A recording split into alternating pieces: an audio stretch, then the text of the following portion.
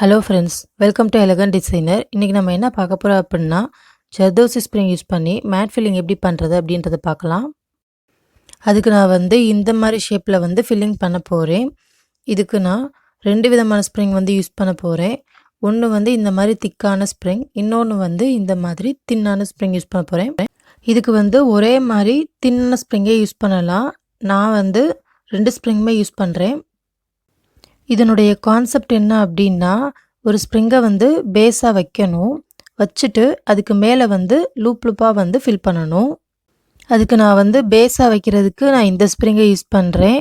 Loop மாதிரி form பண்ணுறதுக்கு நான் இந்த ஸ்ப்ரிங் யூஸ் பண்ணுறேன். ஃபஸ்ட்டு பேஸுக்கு நான் இந்த ஸ்கொயர் ஷேப் இருக்குல்ல, இதில் தான் ஃபில் பண்ண போகிறேன். இதுக்கு நம்ம ஒன்றொன்றையும் அளந்து தான் கட் பண்ணுற மாதிரி இருக்கும். ஸோ கரெக்டான சைஸில் வச்சுட்டு கட் பண்ணிக்கணும். ஃபஸ்ட்டு ஒரு ஸ்ப்ரிங்கை இன்சர்ட் பண்ணி பார்த்துட்டு அதுக்கப்புறமா மித்த எல்லாமே கட் பண்ணிக்கலாம்.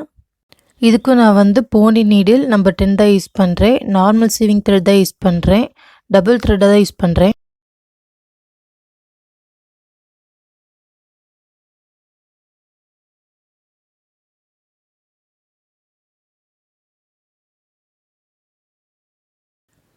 ஃபஸ்ட் ஸ்ப்ரிங்கை இன்சர்ட் பண்ணிவிட்டு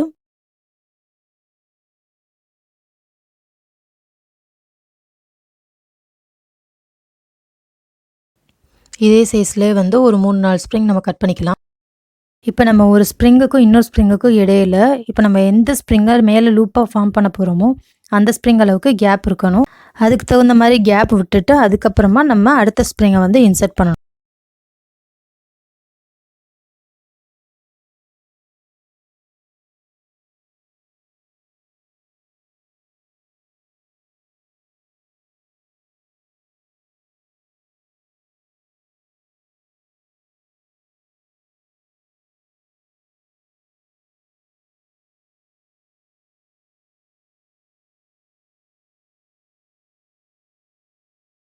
இதே மாதிரியே மித்த 2 ஸ்ப்ரிங்கையும் இன்சர்ட் பண்ணிக்குவோம்.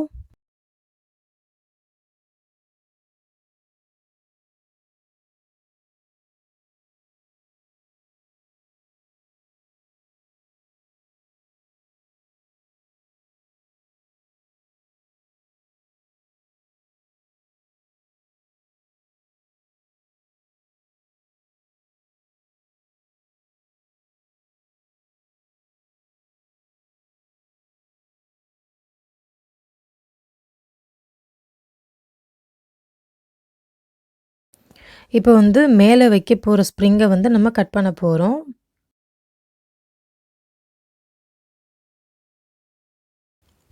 அதை நான் இந்த சைஸில் கட் பண்ணியிருக்கேன். ஃபஸ்ட்டு நம்ம இதை ஸ்டிச் பண்ணி பார்த்துடலாம்.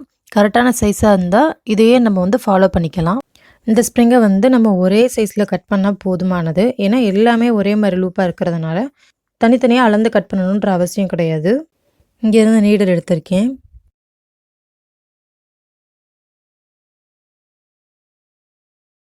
இப்போ ஃபஸ்ட்டு ஸ்ப்ரிங்கை இன்சர்ட் பண்ணுறேன். இப்போ என்ன பண்ணணும்னா, ஃபஸ்ட்டு ஸ்ப்ரிங்கோட மேலேருந்து நீடல் எடுத்துகிட்டு அதுக்கு கீழே நீடலை இன்சர்ட் பண்ணணும். இப்போ இங்கே ஒரு லூப் மாதிரி ஃபார்ம் ஆயிரும். பேஸுக்கு மேலே ஒரு லூப் மாதிரி ஃபார்ம் ஆயிருக்கு. இப்போ நம்ம செகண்ட் ஸ்ப்ரிங்கை விட்டுட்டு தேர்ட் ஸ்ப்ரிங்லேருந்து நீடல் எடுக்கணும். இதுக்காக தான் நம்ம ஆரம்பத்திலேயே ஒவ்வொரு ஸ்ப்ரிங் இடையிலையும் இந்த ஸ்ப்ரிங் சைஸ்க்கு நம்ம கேப் விட்டுருந்தோம். இப்போ இங்கேருந்து நீடல் எடுத்திருக்கேன்.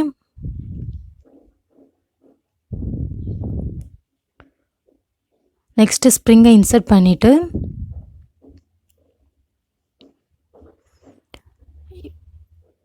இந்த இடத்துல நீடலை இன்சர்ட் பண்ணுறோம். முதல்ல ஃபஸ்ட்டு ஸ்ப்ரிங் மேலே லூப் ஃபார்ம் பண்ணோம்ல, இப்போ 3வது ஸ்ப்ரிங் மேலே லூப் ஃபார்ம் பண்ணுறோம்.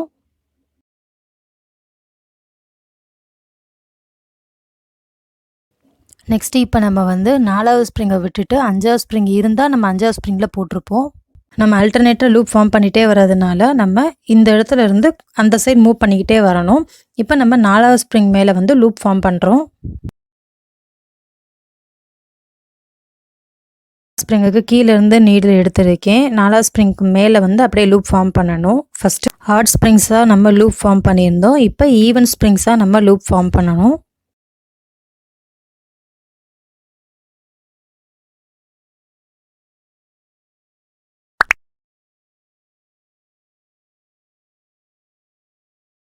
இப்போ 4வது ஸ்ப்ரிங்குக்கு கீழேருந்து எடுத்துட்டு மேலே வந்து நீடில் இன்சர்ட் பண்ணுறோம்.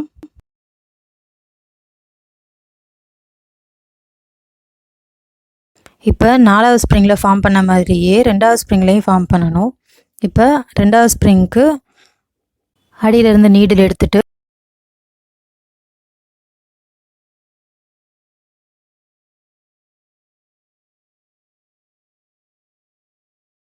இப்போ 2வது ஸ்ப்ரிங்கோட மேலே ஃபஸ்ட்டு லைன் போட்டிருக்கேன்னா அதை ஒட்டி இருக்கிற மாதிரி பார்த்துக்கணும், இல்லைன்னா பார்க்குறதுக்கு நல்லா இருக்காது.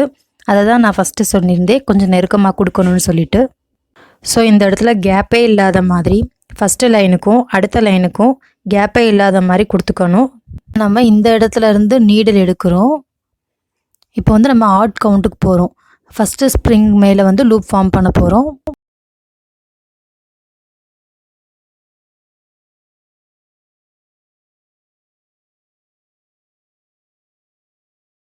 இங்கேயும் அதே மாதிரி தான் நம்ம வந்து ப்ரீவியஸ் ஸ்ப்ரிங் லூப் இருக்குல்ல, ஸோ அதுக்கு பக்கத்தில் நெருக்கமாக இருக்கிற மாதிரி பார்த்துக்கணும்.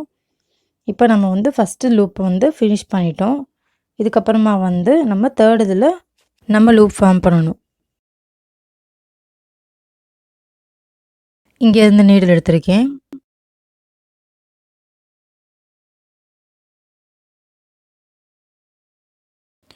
ஸ்ப்ரிங்கை இன்சர்ட் பண்ணிவிட்டு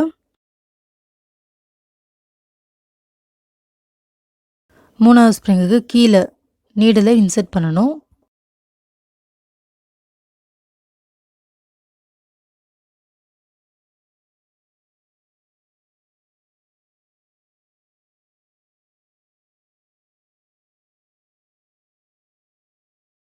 இதே மாதிரி இந்த சைடில் 4வது ஸ்ப்ரிங்குக்கு லூப் ஃபார்ம் பண்ணணும்.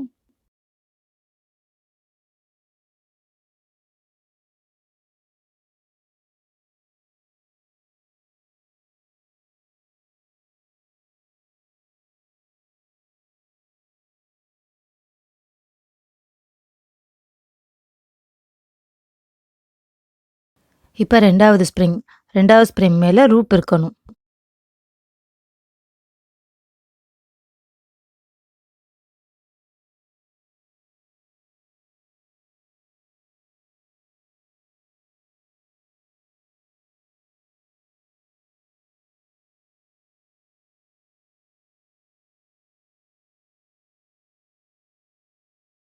அதே மாதிரி ஒவ்வொரு லைனும் ஸ்ட்ரைட்டாக இருக்கணும், அப்போ தான் பார்க்குறதுக்கு நீட்டாக இருக்கும். இந்த லைன் வந்து அப்படியே ஸ்ட்ரைட்டாக இருந்தால் நீட்டாக இருக்கும் பார்க்குறதுக்கு. எப்பயுமே அந்த மாதிரி ப்ராக்டிஸ் பண்ணிக்கோங்க. ஃபஸ்ட்டு ஸ்ப்ரிங் மேலே வந்து லூப் ஃபார்ம் பண்ணணும். இப்போ இது வந்து add count. So add spring இருக்கிற இடத்துல வந்து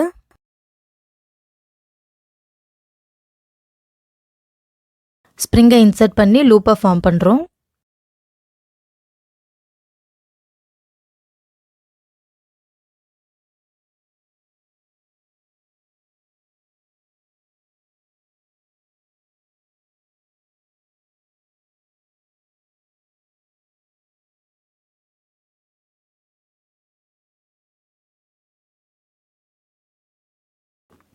நெக்ஸ்ட்டு நான் தேர்ட் ஸ்ப்ரிங் மேலே லூப் ஃபார்ம் பண்ணுறேன்.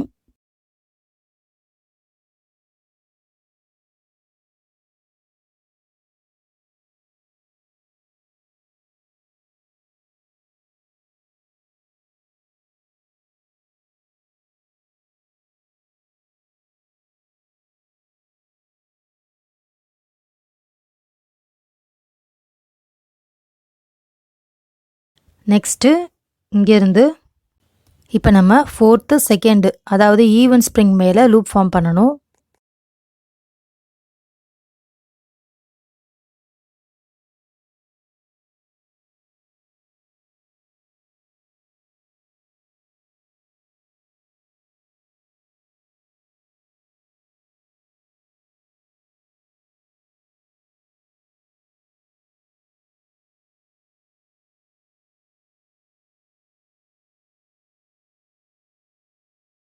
இதே மாதிரியே செகண்ட் ஸ்ப்ரிங்க்கு மேலே லூப் ஃபார்ம் பண்ணுறோம்.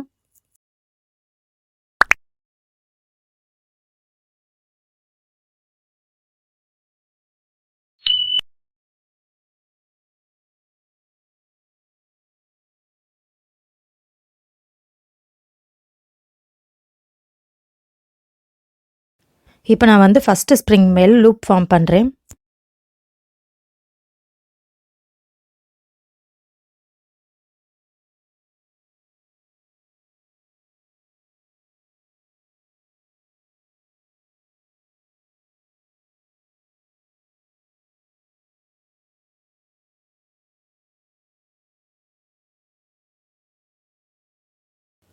இங்க இருந்து நான் நீடில் எடுத்திருக்கேன்.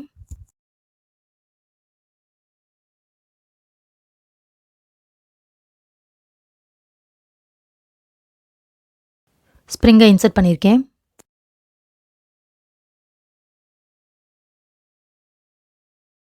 தேர்ட் ஸ்ப்ரிங்குக்கு கீழே நீடிலை இன்சர்ட் பண்ணி லூப் ஃபார்ம் பண்ணுறேன்.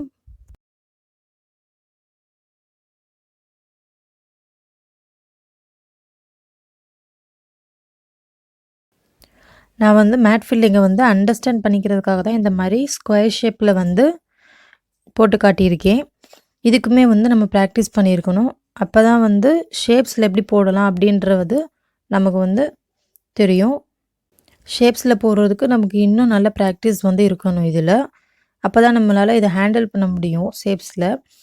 இது போக வந்து இதனுடைய எல்லா எட்ஜஸுமே வந்து உள்ளே போயிடுறதுனால நமக்கு வந்து இது முடி பிடிச்சி இழுக்கிற அந்த மாதிரி ப்ராப்ளம்ஸ் எதுவுமே இல்லாமல் இருக்கும். இதை நிறைய டிசைன்ஸில் யூஸ் பண்ணலாம். பார்க்குறதுக்கு கிராண்டாகவும் நீட்டாகவும் இருக்கும்.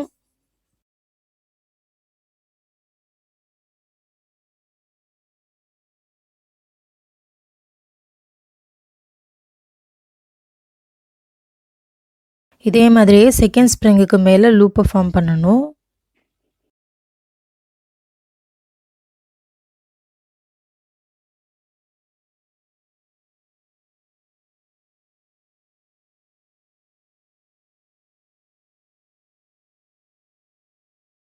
இப்போ நம்ம நெக்ஸ்ட் லைனில் ஃபஸ்ட்டு ஸ்ப்ரிங்குக்கு மேலே லூப்பை ஃபார்ம் பண்ணணும்.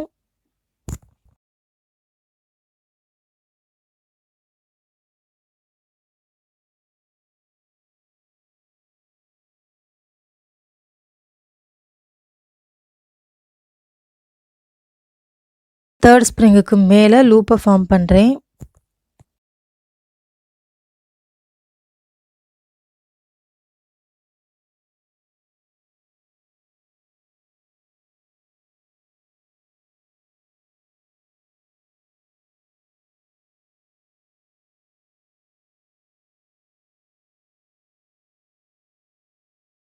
இப்போ இந்த சைடில் ஃபோர்த்து ஸ்ப்ரிங்க்கு மேலே லூப்பை ஃபார்ம் பண்ணுறேன்.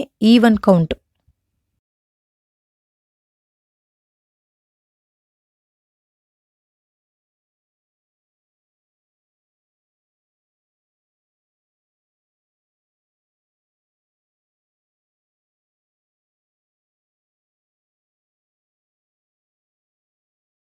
நெக்ஸ்ட்டு செகண்ட் ஸ்ப்ரிங்குக்கு மேலே.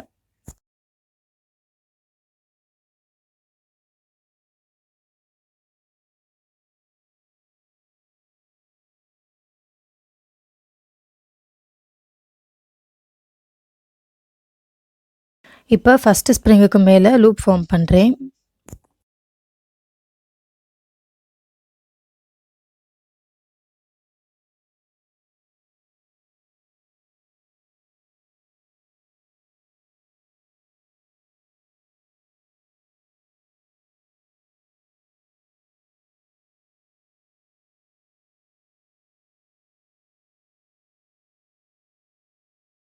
தேர்ட் ஸ்ப்ரிங்குக்கு மேலே லூப் ஃபார்ம் பண்ணுறேன்.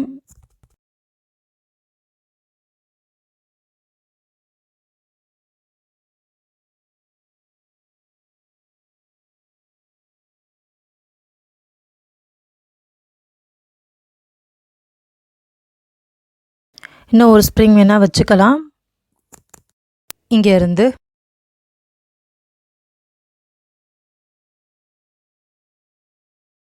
இங்கே எனக்குள்ளே ஸ்ப்ரிங்கை இன்சர்ட் பண்ணிடலாம். நாலாவது ஸ்ப்ரிங்கு மேலே லூப் ஃபார்ம் பண்ணிவிட்டு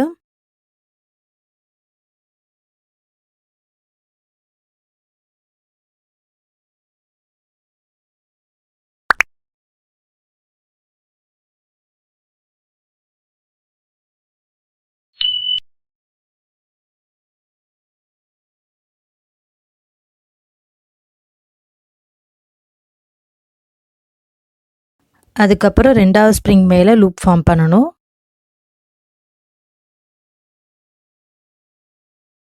அவ்வளோதான். இதை வந்து ஃபினிஷ் பண்ணியாச்சு. இப்போ இது மாதிரி ஃப்ளாட்டாக நீட்டாக வந்திருக்கும். இது வந்து ஸ்கொயர் ஷேப்புன்னு இல்லை, எல்லா டிசைன்ஸ்லையுமே வந்து இது வந்து ஃபில் பண்ணலாம். இந்த இடத்துல நான் வந்து ஜரி அவுட்லைன் கொடுக்க போகிறேன். A1 மம்தா ஜரி யூஸ் பண்ணுறேன். துலிப் நம்பர் 23 நீடில் யூஸ் பண்ணுறேன்.